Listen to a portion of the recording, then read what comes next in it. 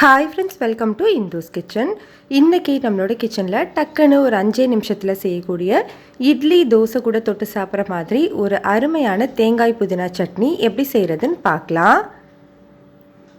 இதை செய்கிறதுக்காக ஃபர்ஸ்ட் ஒரு மிக்ஸி ஜாரில் 1/2 கப் அளவு துருவின தேங்காய் சேர்த்துக்கலாம்.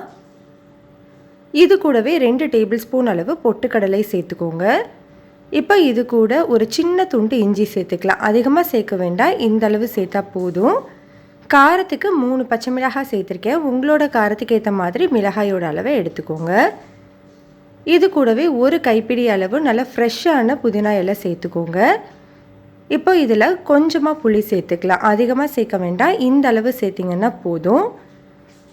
இப்போ இந்த சட்னிக்கு தேவையான அளவு உப்பு, 1/2 டீஸ்பூன் கல்லுப்பு சேர்த்துட்டு இதில் இப்போது கொஞ்சமாக தண்ணி சேர்த்து நல்லா ஸ்மூத்தான சட்னியாக அரைச்சி எடுத்துக்கலாம். இப்போ பாருங்கள், இந்த அளவுக்கு நல்லா ஸ்மூத்தான சட்னியாக இருக்கணும். இதை அப்படியே ஒரு பவுலுக்கு மாற்றிக்கலாம்.